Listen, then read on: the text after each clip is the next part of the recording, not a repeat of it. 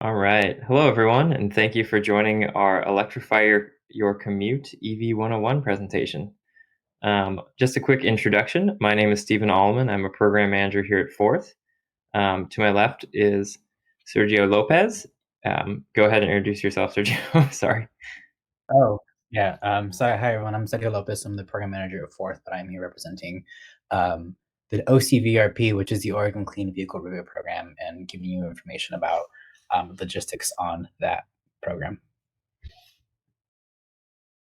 And then Matt, would you like to introduce yourself? Yeah, I'm Matt King. I'm the Renewable Energy Program Manager at Wallowa Resources Community Solutions, based out of Enterprise. And my name is Neil Bonsgard. I work for the Environmental Center. We primarily serve the Central Oregon region, and I work on transportation electrification here. Awesome. All right. Thank you, everybody. So some quick background information about Forth and who we are. So Forth is a nonprofit trade association that advocates for electric and shared and smart mobility. So essentially what this means is that we work with industry partners to try to get them to create or to plan for more electric vehicles and also to build out infrastructure.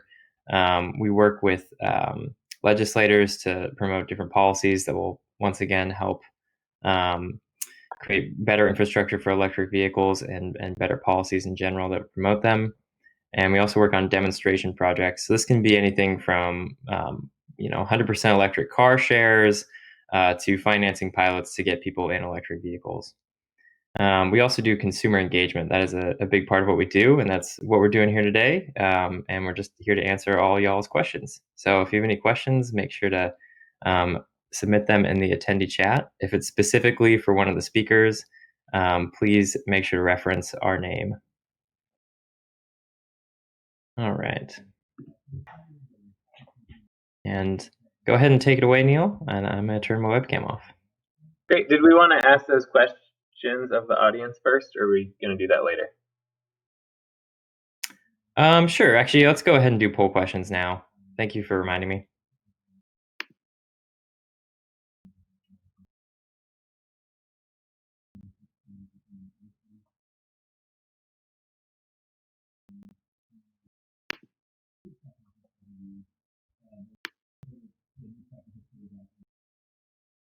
Thanks for submitting your answers, everyone. I believe we have 3 more questions to go through, so we'll shuffle through in just a moment.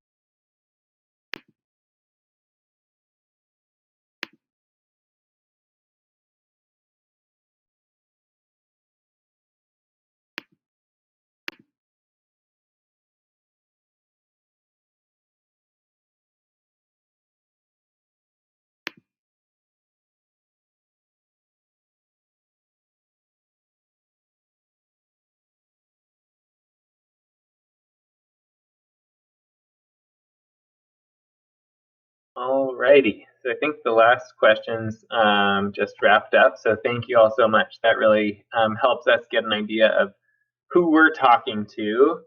And it looks like we have a pretty good mix, which is what I was somewhat expecting from this event. And really excited to talk to you all about electrifying your commute / just electrifying your driving. So a little bit about myself. My name's Neil again, and I work for the Environmental Center. I specifically work on trying to help advance the adoption of clean technology in Central Oregon. So that can take a lot of different forms, but spend a lot of time on transportation electrification right now. We're based in Bend and have a lot of other exciting programs as well. So a little conversation about rural, and I think that this can apply to everybody, but as an important conversation, because a lot of the discussion around electrification is typically focused around city centers. interesting statistic about Oregon is that we are one of a handful of states where there is more than 50% of miles traveled in the state of Oregon are traveled in rural counties. So that doesn't necessarily mean from people living in those counties, but the traveling is happening in rural areas. So that applies to us in a couple of specific ways. That's going to change what owning an EV looks like if you live in a rural or suburban environment. It's also going to change what the driving looks like when you're traveling across the state as opposed to just within one region. So we'll go through that a little bit right here. So, one of that is just different transportation needs. So working with a lot of kind of urban and suburban populations, as well as some people a little bit further outside of towns, it's a little bit different. So we're going to be later in the presentation jumping into some of the specifics of exactly how EVs work, how charging works, and all of that. But it's a slightly different equation depending on where you're at. In some less populated areas of the state, people travel further distances. And some of that travel is just longer distances getting into town. So as Matt will mention, when you have charging in town that's available, it can actually make vehicles work a lot better because you can come into town and charge while you're there.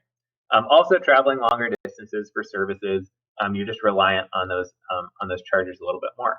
But one other kind of really important difference is a lot of folks have to travel to fill up with gas.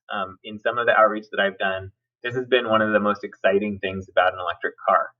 Regardless of what the range of your electric car is, you already have the infrastructure that you need to be your own gas station or fuel station, because you can leave every day with a full battery. And that makes a big difference when you're doing a lot of trips that don't end at the city or at a gas station. So with vehicles traveling upwards of 250 to 300 miles on a charge, leaving with a full charge every day is a really big benefit in rural areas to never have to make that trip to the gas station. There are a couple of challenges. Here's a map. It's a little bit hard to see, but this is a map of one of the things that you can do to research charging along the routes that you like to travel. This is from a website called PlugShare, and I'll share some of those resources a little bit later. This is showing some of the faster kind of road trip style chargers, and Stephen will go into a little bit more detail with this. But you can see in this map that there is a fair amount of charging down the I-5 corridor, and then it looks a lot more sparse everywhere else. That's kind of the general point of this slide, and that's definitely a challenge. But the exciting thing that we're seeing is that those chargers that are being installed in other parts of the state are being installed very strategically and very effectively. So then although there's not a plethora of them, they're in the spaces that you need.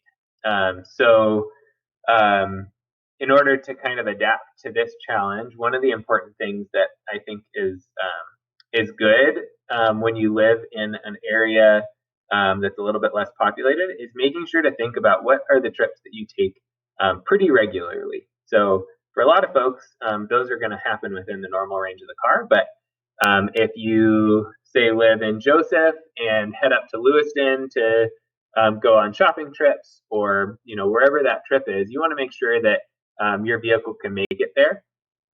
And that's a pretty easy thing to do, and most of the time is totally a non-issue. But you can use some tools like Chargeway, PlugShare, and a better route planner. We'll go into those a little bit later. Couple of success stories. Don't have a picture of our friends, but worked with a family in Madras, a ranching family, and they just bought an e-Golf a couple years ago, which is the Volkswagen electric car, and absolutely love it. A lot of their friends have they have the vehicles that they use on their property, which might be a truck, and they saw that there aren't options for right now in the electric. But they also have a town car because it's expensive to drive into town. And so they got a Volkswagen e-Golf. And since getting it, now all of their friends have one too. They really like being able to charge at home, being able to take those trips in to get services in a really inexpensive and fun to drive little car. Another example here on the left is the Central Electric Co-op. A lot of the electric co-ops are really taking transportation electrification pretty seriously and are excited about the opportunities. CEC has, this is the Chevy Volt, so they're able to travel all over their service territory in an EV. And Oregon Trail Electric Co-op has been doing some really good investments in infrastructure, so putting some chargers in Burns and about to put chargers in Baker City and another very exciting spot soon to come. So that does make those longer trips a lot easier, even with some shorter range cars. Another kind of important difference that we see is where you actually buy them. If you're looking at new vehicles, it can be hard to find inventory. I know, speaking personally, that our dealerships in our region, it's kind of hit or miss who's going to carry the electric option. So I know this isn't new for a lot of folks, but one of the important things to look at is just making sure that the dealerships actually have them before you go. So the way that I do that is I actually go onto the manufacturer's website and use the search inventory tool. And this allows you to be able to see which dealerships carry them, how many they carry without having to look at each one individually. So that's a good spot to start. Some manufacturers sell their vehicles online, or especially for newer vehicles, you might be able to put in a reservation online. And then in terms of the used electric vehicles, these are also sometimes harder to find just because there's less of them. But that doesn't mean that they're not a great car in a rural area. So there's a company in Portland or outside of Portland called Platt EcoCar, and they sell just used electric vehicles. They have a ton of them. They're really, really knowledgeable and educated on kind of how they work, and they ship them all over the place. So if you live in a spot where you're looking for a town car, or looking for a used Chevy Bolt or something like that, you can get one shipped to you. I know that's what our friends in Madras did with their e-Golf, because they didn't really want to do the drive and figure out how to get it back from Portland. So those are some good options out there. And this is my token of this presentation is really just to kick things off. We've got some exciting further discussion, and really we're here to answer questions. So I saw a couple questions come in while I was talking, but make sure to put those in the chat and we'll be able to move from there. So thank you, and feel free to reach out at any time with any other questions as well. Pass it off to Matt.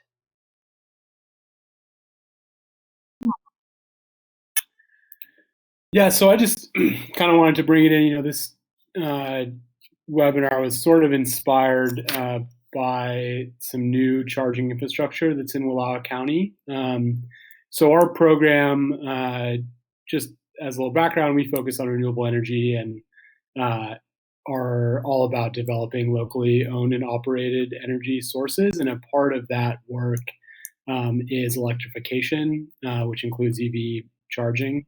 And so the more locally owned and operated our energy is, the more energy dollars are kept circulating locally, and the greater benefit that can be realized by the community from our energy choices. And EVs are an interesting route to that because, obviously if you put a gallon of gas in your car, that money is going outside of the county to a fossil fuel producer. Whereas if you put a kilowatt hour of fuel into your electric vehicle from a building that has solar power or from a farmer that has a hydropower project, that exchange of resources and money actually stays in the local community and really can help drive some of our broader community development goals around community resilience and agency over energy choices. So that's really sort of the lens at which we came from when we looked into first developing EV charging stations. And we just recently put in our first public station, so it's listed on PlugShare, as Neil mentioned, that website. It's a Type 2 charger. There are 2 charging ports. You can see it on the screen here. That's actually at our office building in downtown Enterprise. So you can find it online. Anyone can come charge there. There's going to be a second identical charger that'll go in at Enterprise Electric. And both of those units were put in with support from Pacific Power from an EV infrastructure grant, and Enterprise Electric and Wallowa Resources were the recipients of those grants. So shout out to Pacific Power for the financial contributions to this work. But we're also not the only ones that have EV charging stations in the county. At this point, there are over a dozen stations that we know of, mostly spread between Wallowa Lake, Joseph, and Enterprise, many of which are actually at hotel and RV parks. But there's certainly a fair amount of infrastructure. At this point, we actually have more EV charging stations than we do registered electric vehicles. So our hope is that this is sort of the beginning, that this allows both people from within the county, but also from outside the county, to be able to come to town, charge their vehicle, support local businesses downtown while their vehicle is charging, and then have comfort around being able to charge their car and come to rural areas without concern about not being able to find a charger. So that's really, I'll leave it at that. I just wanted to sort of introduce why Wallowa Resources is keen to develop EVs, and we're really excited about this moving forward, and especially some developments that Stephen will talk about later on with EV trucks and potentially even down the line electric tractors and whatnot. And so it's a space we're really interested in moving along, and we're really excited to announce that we have a public charger at our building.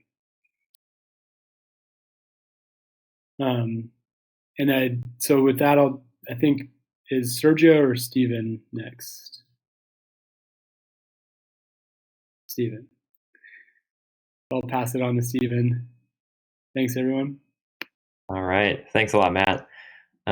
Okay, so how can electric vehicles benefit you? Something Matt really highlighted that I think I'm glad he mentioned is that energy dollars are going to stay local. It's just not true with gasoline, unfortunately. And the main benefit for the user is the fact that the electric vehicles, like, the fuel is cheaper, but the maintenance is also exponentially cheaper.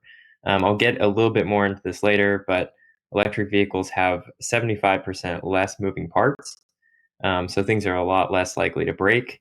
And they just last a lot longer in that regard. Obviously, because they're zero emission vehicles, that really helps fight climate change as well. Transportation is a huge source of carbon dioxide emissions. All right, so another reason to get an EV is they're actually a blast to drive. If you haven't driven one yet, I definitely recommend it. I remember the first car I drove was a Nissan Leaf, and I didn't expect anything out of it, and it just went. So super fun because they've got a lot of acceleration and a lot of torque. There's no transmission, so as soon as you push your foot down an accelerator, you're going to feel that instantly. Because of the battery, there's a low center of gravity, and this can actually really help when you're going around turns, and it makes the handling pretty smooth. Because there's no internal combustion engine rumbling around in the hood of your vehicle, they're really quiet. Electric motors barely make a noise. Some of them will have maybe a little like wee, but that's only for like Nissan Leafs and other cars. All right. So what you can expect when driving an electric vehicle is that your range is going to fluctuate a little bit.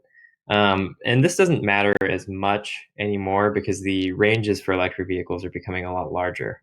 But for some of the early adopters who had maybe like 90 to 100 miles of range, this was a really important thing to get used to.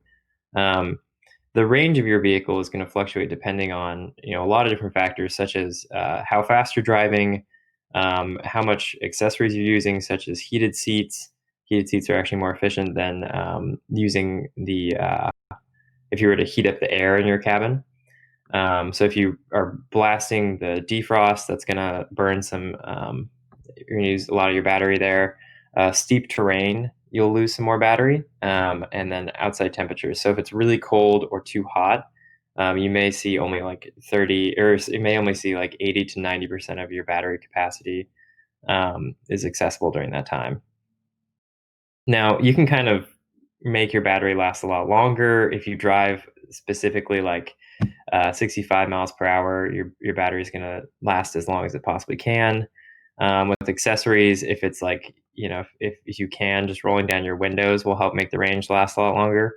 And steep terrain, you'll lose some of your range going up a hill, but as soon as you're coming back down, electric vehicles have what's called regenerative braking. And so you take your motor that propels you forward and it'll actually spin backward and work as a generator. So you may lose some range going up that hill, but as soon as you're coming back down, it should equal out and you should end up being just fine. All right. So just comparing the price of electricity to the price of gasoline. This may have shifted a little bit recently. I pulled this maybe like 3 weeks ago. And something to keep in mind is that gasoline is a really volatile as far as the costs. So you might go to the pump one day and spend $2.30 to fill up or per gallon, and then you might come back the next week and it may have jumped to $3 somehow.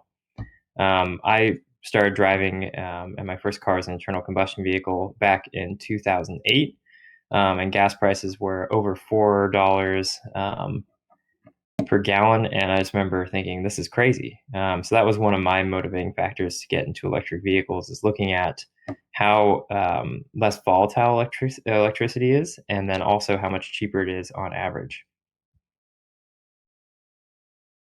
So beyond just the price of gasoline, or comparing it to gasoline and electricity, you'll notice that this graphic is trying to explain that your emissions depend on what your electrical grid is and how clean that is. So here in the Pacific Northwest, we have a really clean electrical grid. So you would have to get a car that got 102 miles per gallon to be able to compete with the amount of emissions that are created when driving electric. There's not a car on the market that gets that good of gas mileage. So no matter what, if you're driving electric, it's going to be better for the environment in the Pacific Northwest. All right, just covering the basics about different electric vehicle types. So on the left here, we have a Tesla Model 3. A Tesla Model 3 is a pure electric vehicle. So it's 100% electric. You have to plug in to recharge. You couldn't go to a gas station or anything.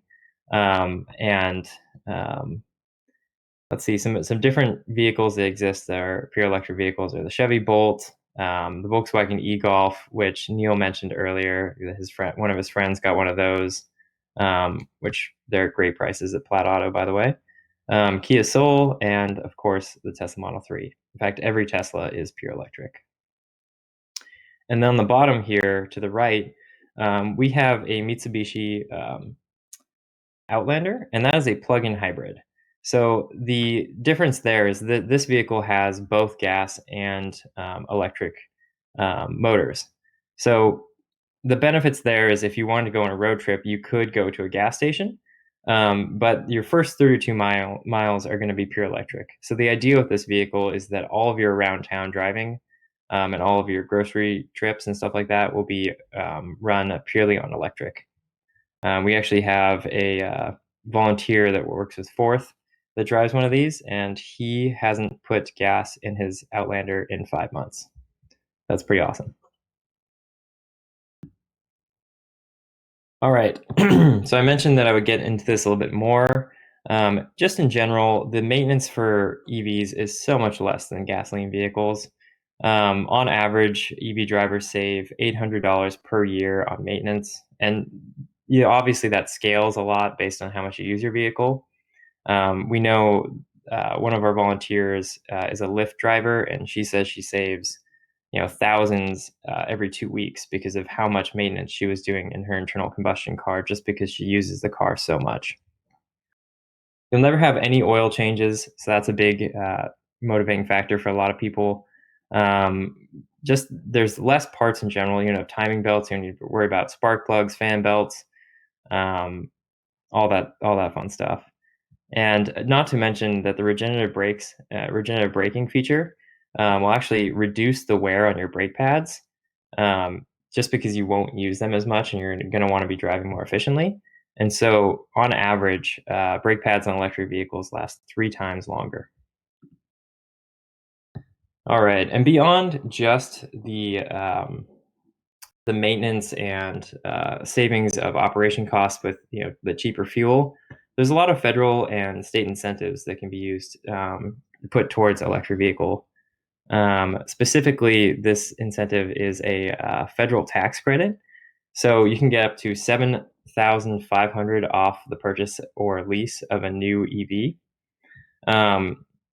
Now, this is a tax credit, so you have to owe $7,500 in order to get this. But it was a really great way to help bring down that initial cost and get into an electric vehicle. It's going to be a lot cheaper to operate in the future. All right, and then Sergio Lopez is going to be talking about the OCVRP rebate, or Oregon Clean Vehicle Rebate. Thank you, Stephen, for the quick spiel on electric vehicles and charging, and then as well to Matt and Neil for setting the tone there on today's content. I'm going to do a quick deep dive on the Oregon Clean Vehicle Rebate Program, and the acronym there is OCVRP.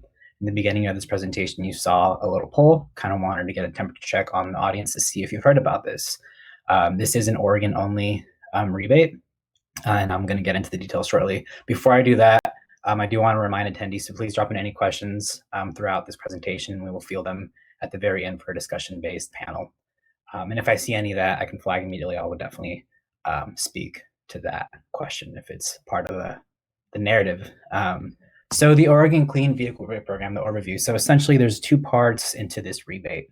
The first one being the standard rebate, which you can receive up to $2,500 off the purchase of a new purchase or lease of a new or electric plug-in hybrid vehicle, depending on the battery size, and we'll get to that shortly. The second component to this is receiving a direct amount of $2,500 of a charge ahead rebate off the purchase or lease of a new or used electric vehicle or plug-in hybrid electric vehicle for low to moderate income Oregon drivers. So the charge ahead rebate is definitely focused more for low to moderate income, more of the equity component to assure that these vehicles are accessible for anyone, depending on your financial income.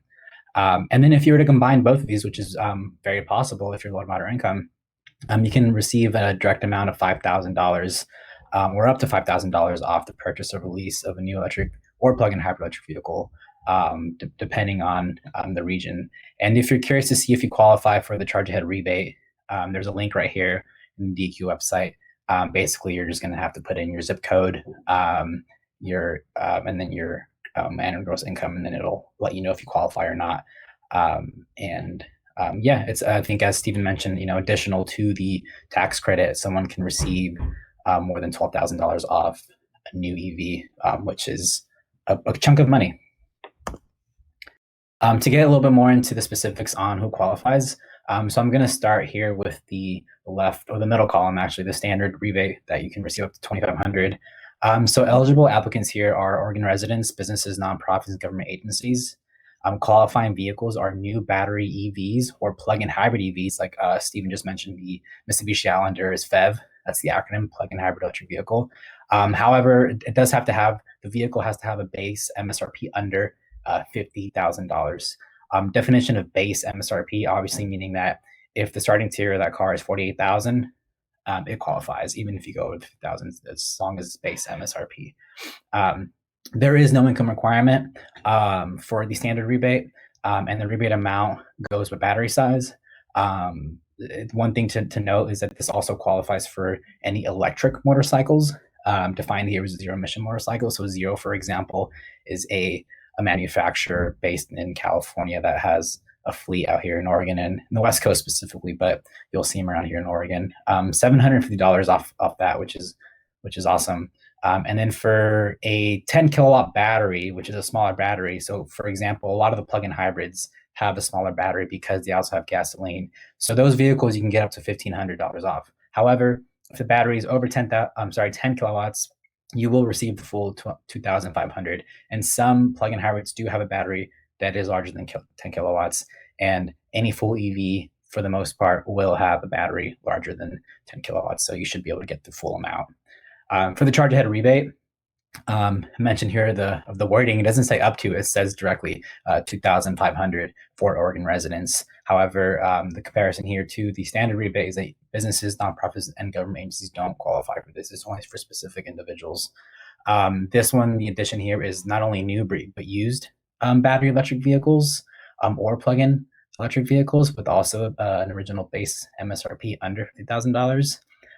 And the income requirement here is the 120% of the median house income of your region. So that's the area median income. So as mentioned, that DEQ website has a link.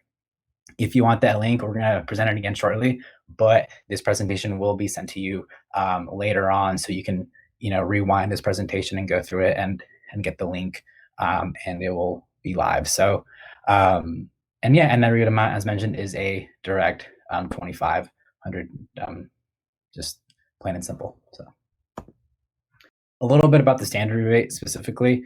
Qualifications for individuals is you have to be an Oregon resident with proof of Oregon residency. You must purchase or lease a new battery electric or plug-in electric vehicle for zero emission motorcycle. You must register the vehicle in Oregon and retain the registration for at least 24 months. And you must submit a rebate application within 6 months after the purchase release date. So if anyone in this audience has purchased or leased an EV in the last 6 months, within the last 6 months, you can still get this rebate.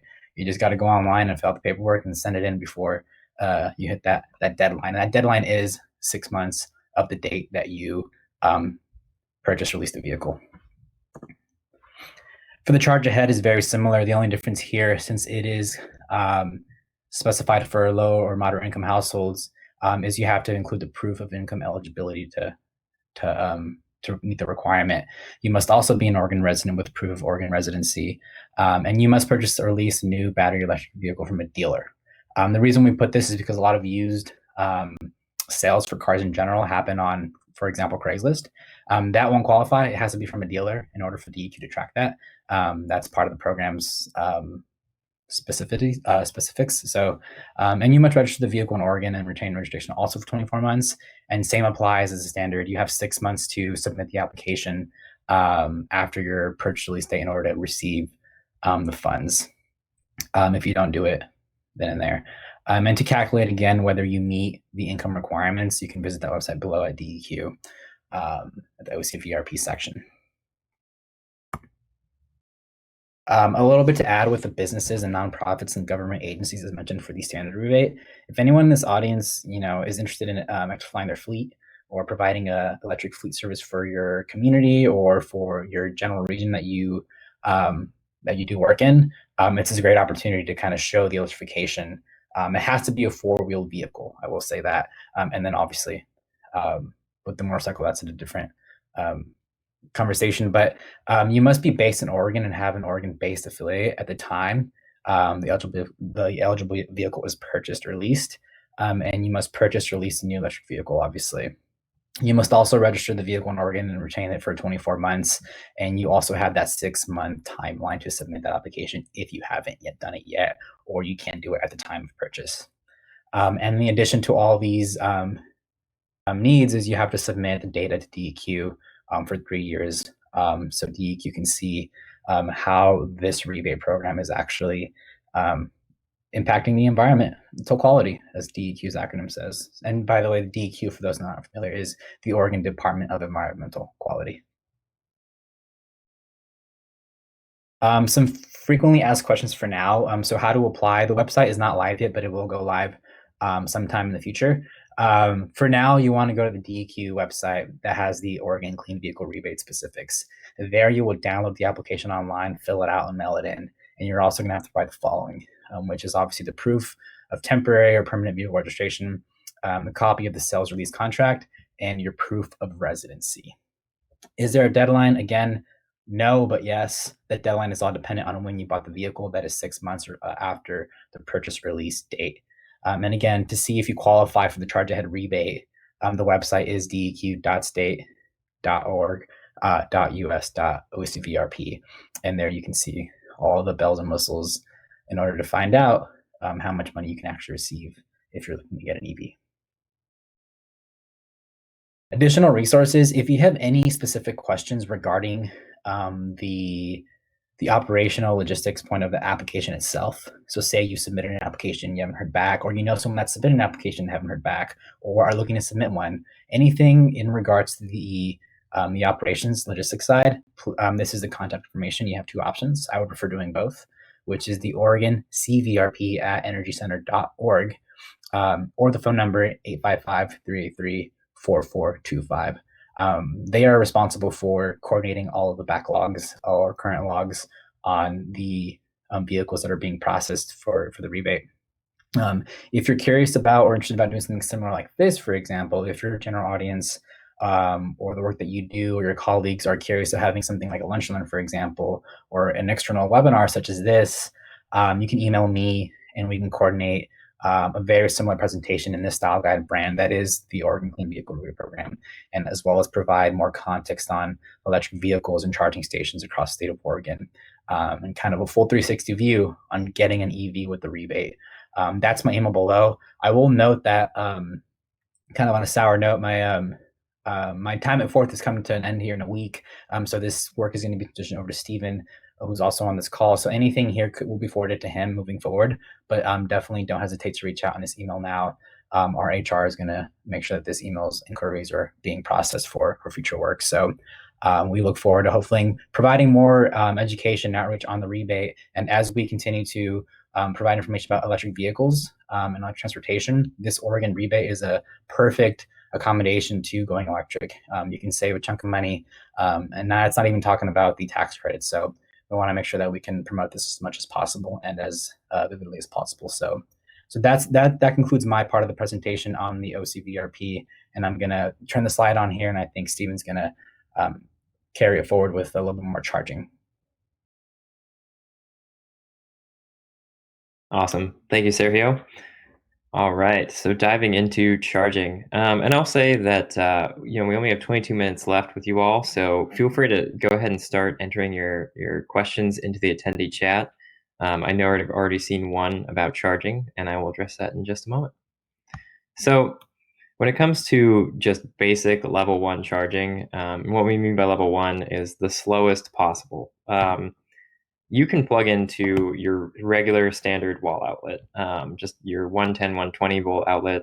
I'm pretty sure every electric vehicle, unless you were to get a used one, comes with this standard port that just goes right into a regular wall and plugs straight in your vehicle. You're not going to get a lot of range out of this, but it's helpful if you're visiting someone who may not have an electric vehicle charger, and it can be really good to kind of supplement your range. So I recommend this mainly for people who don't travel far or are doing overnight traveling or overnight charging. All right, and so level 2 charging just simply means it's going to be that much faster. Level 2 charging refers to a 240 volt outlet, so like a dryer plug or something like that. You can find them in your garage pretty regularly. If you don't have one of these, you can always get a charger actually put in and installed to one of the panels of your electrical system, and those can be a little bit faster. All right, and so here is where we can address that question. Susan Badger Jones asked essentially that there are a lot of different plugs out there right now, and depending on the car, you may use one plug versus another. When can we expect uniformity? The long answer to this is we don't know. Uniformity is tough. I mean, even when it comes to like cell phone chargers, you'll notice that different companies still use different plug types, and that's not necessarily different for electric vehicles. But the only plug type that actually differs is this fast charging plug type. So if we were to go back real quick, you'll see that this plug type over here is called J177. I think I'm missing some numbers in there. But either way, that plugs into every electric vehicle, except for a Tesla, and those come with an adapter, and they can plug in and use those as well. But when it comes to fast charging, there's these two different plugs, mainly called CCS and CHAdeMO. CHAdeMO is used mainly for mostly Japanese vehicles right now, so like Nissans. I believe some electric Kia Souls still use CHAdeMO. But the majority of these fast charging plugs in the United States are actually switching over to CCS. So a lot of these vehicles that are being produced will only have these plugs moving forward. So it's not to say that it's becoming standardized, but that's just kind of the way that the market is shifting, because those connectors seem to be just a little bit more resilient. All right, so if you can't find a fast charger or even a regular charger and you're out and about, there's a lot of different apps you can use. PlugShare is basically everything you can need to know, everything you'd want to need to know. Any charger that's publicly available will be listed here, and you'll be able to look up information about it, see if it's running, get an idea if it's, how busy it is as well. So if you're going on a long road trip and you know that there's, a couple chargers you want to check out, or you need to stop at, you can use PlugShare to go ahead and look ahead of time to see if someone's there right now, or if it's up and running. Some of the different supercharger networks that exist throughout America, there's actually a lot of them, but we're only showing these two because they're currently the most robust.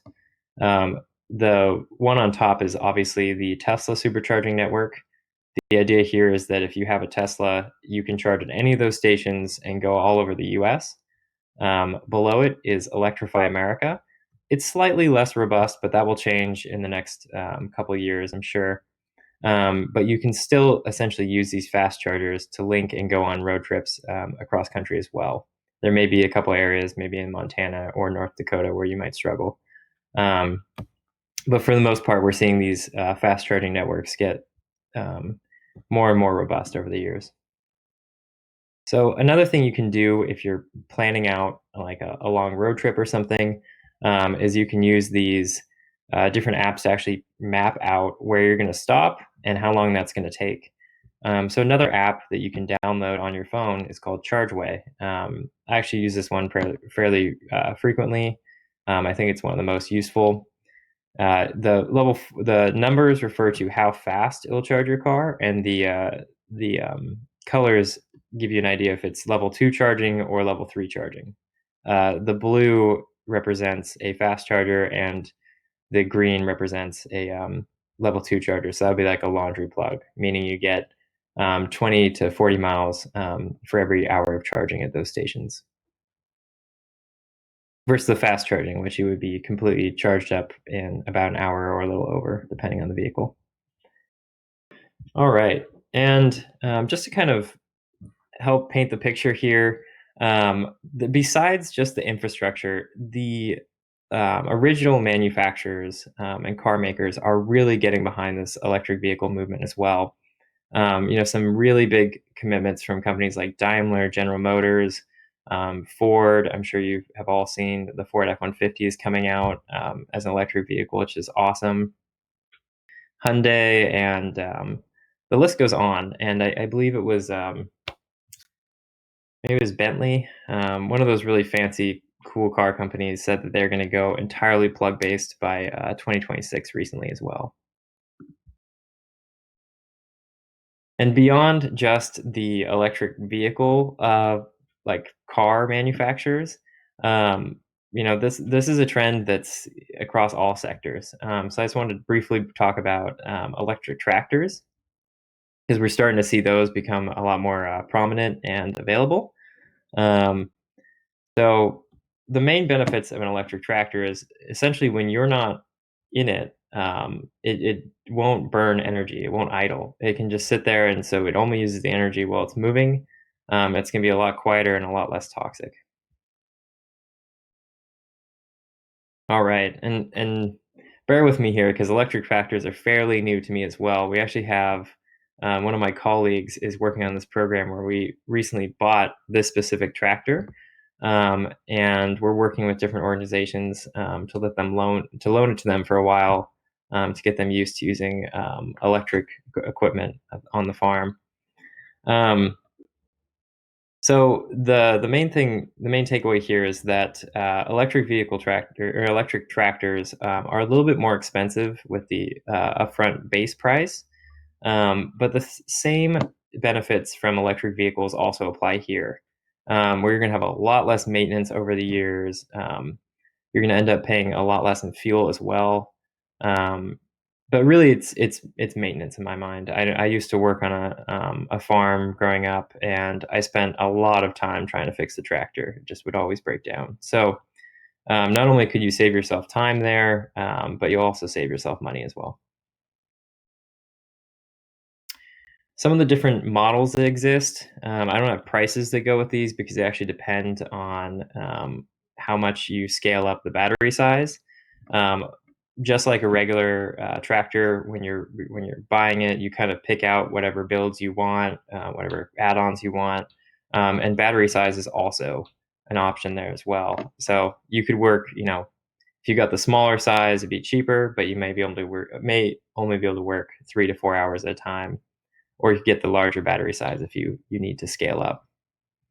Another tractor that I wanted to put here, but I didn't because it's not quite released yet, is John Deere is actually making a autonomous tractor that will be cord-based. So it'll be plugged in and function on its own, and that'll be pretty cool.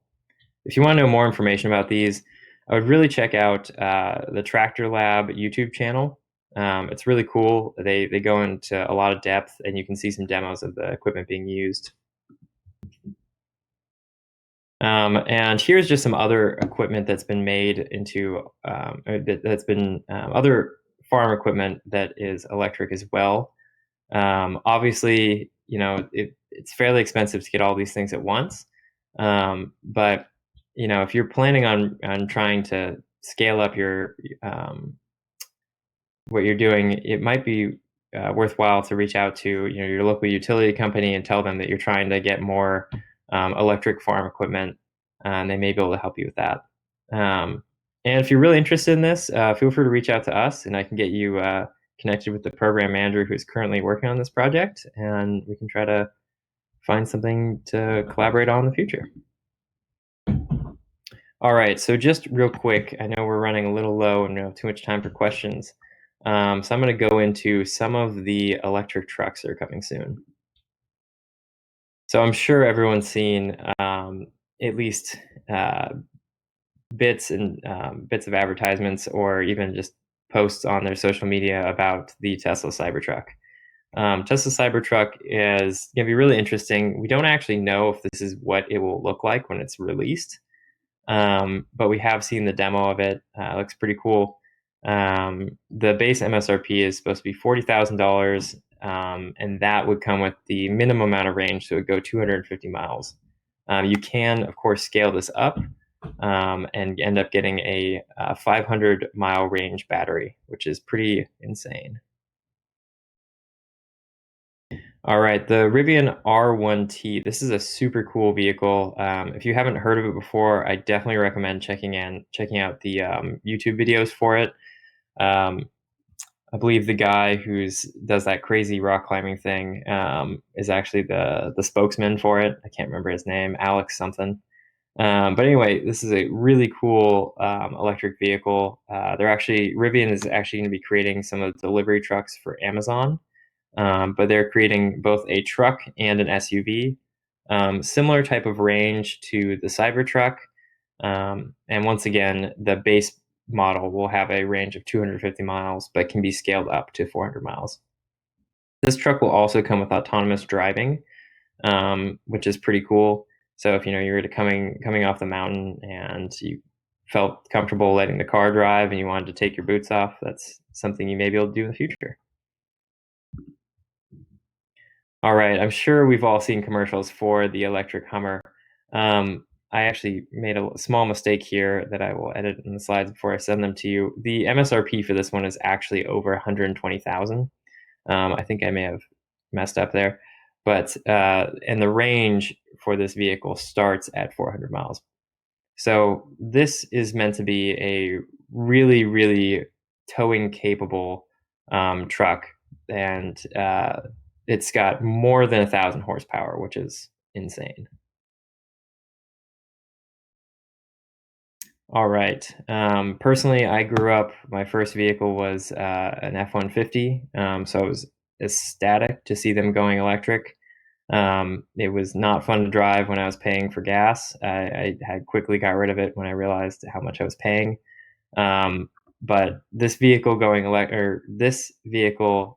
electric and only costing $55,000, I think is really exciting because it's that's very comparable to a normal truck these days, and it's going to be awesome. It's going to have a ton of torque. I actually don't remember how much exactly, but they expect even the base model will have over 300 miles of range. Once again, a very towing capable truck, so it'll be awesome. All right, and some of the more long-range SUVs that are coming out as well is the Ford Mach-E. This is supposed to be kind of based off of the Ford Mustang, but more like an SUV. It's a really cool looking car. It looks very pretty. I saw it at the Portland Auto Show. I can't wait to actually drive one once they're available on the lots. A little bit of a goofier one, but Volkswagen is creating essentially the ID Buzz, which is bringing back kind of that hippie bus. This vehicle is supposed to have a range of 435 miles, which is actually, I don't know if that's correct. I'll have to check on that. I may have to update everyone else. But either way, I'm excited for this one as well. All right. I don't see any questions, but if you have any questions for any of the presenters that talked today, feel free to type them in now. I would recommend, or I would invite the rest of the speaking panel to go ahead and turn on their cameras.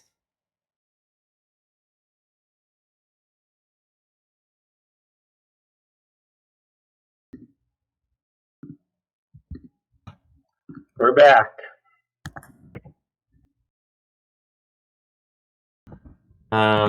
Let's see. And so I saw a question. It looks like it's from Matt, actually. Where can you test drive an electric vehicle? That's a good question. I'll have to look up some of the dealerships around Oregon to bring up, but specifically one that Neil mentioned earlier is Platt Auto. They're based in Portland, but they're an amazing place to test drive electric vehicles. Like, they will let you take the car for a week, just play around with it, and if it's not for you, if you've tried it in your regular routine, you can return it, no questions asked. And I will add, I mean, right now it's really difficult to access test driving EVs because of the pandemic. But I think once things settle next year in 2021, definitely, I think, speaking on behalf of Pacific Power and their efforts, they've done an excellent job the last 2 years of doing ride and drive events in the public, specifically out in Eastern Oregon.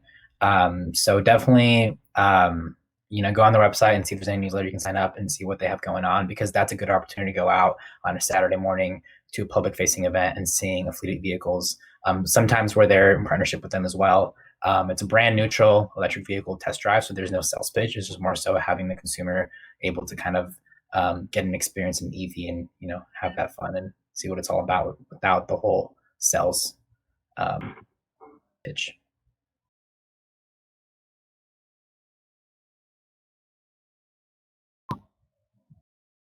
Let's see. What manufacturers have total EVs, not hybrids, as of this moment? So I'll name off a few, and if I miss any, please feel free to jump in, guys. So Tesla, all of their vehicles are currently pure electric. So that's definitely one of them. Chevy has the Bolt, which is a pure electric as well. Volkswagen has e-Golf. I think of what I'm sure. Kia has the Niro. And Hyundai has the Kona EV And Ioniq. and the Ioniq. Yep. And there's others that are kind of in between. So Honda had the Clarity as a lease option. We'll be coming out with another vehicle soon. Volkswagen had the e-Golf, which is more available as a used vehicle, and then they have kind of a new line. So some vehicles are in, or some manufacturers are in transition. And then also in terms of the locations, it's really good to figure out a vehicle that you're interested in and then find the closest dealer. Looking at like where we are in Central Oregon, we have some of the vehicles are available and some of them aren't. So if you wanted to check out a Chevy Bolt, you have to head to the Valley. Looking in Eastern Oregon, there aren't a ton of EVs available if you wanted to test drive without us running a ride and drive opportunity. But Boise definitely has lots of EV events. So does Pullman have some inventory. So it kind of just depends on the vehicles themselves. Lots of questions coming in too, which is awesome. Mm-hmm. Yeah, I can speak to some of Ellen's questions. She asked what level are the charging stations at Wallowa Resources and Enterprise Electric? And Stephen did answer, but those are level 2 chargers, and they're both at 20 cents a kilowatt hour, so pretty affordable. And then the other charging stations around the county are generally charging, because they're at RV parks, and there's one at Wallowa Lake State Campground. They're charging bulk fee for overnight, and that's anywhere from $10 to $35 for overnight charging. So those are realistically going to be significantly more expensive than the Wallowa Resources charger. And then to the question of repairs in Wallowa County, so Main Street Motors has worked on EVs, and they are keen to continue training their repair technicians to be able to repair EVs. And much of the equipment on EVs, in terms of like the suspension, brakes, all that stuff is basically the same. And so their existing technicians can fix much of that stuff, body work, that kind of thing is all going to be the same. And they're actively seeking training to learn all the mechanics around the actual motor and drivetrain stuff. So that's all happening. And then your third question, Ellen, are there any oil companies thinking about putting in EV charging stations or at gas stations? I can't answer that. Stephen or Sergio, do you have that answer? Kind of a roundabout one. So one of the companies in Portland is actually Green Lots. And then I believe that company is owned by Shell. So it's kind of like they sort of are. It is an oil company that's investing in electric vehicle infrastructure, but they're not putting them next to the gas stations. If that's your question, so you wouldn't want to like get gas and then go charge your vehicle. One of the reasons for this is because it doesn't actually make that much sense as far as the use case. Because if you have a plug-in hybrid, no matter what, even if you don't have a charger installed at your home, you could still just plug into a regular wall outlet and charge your plug-in hybrid at home. It's going to have a much smaller battery, so it'll charge up quicker. And so you would pretty much always charge a plug-in hybrid at home before leaving your house. And so if you were getting gas, you would likely wouldn't need to stop and charge at that same time.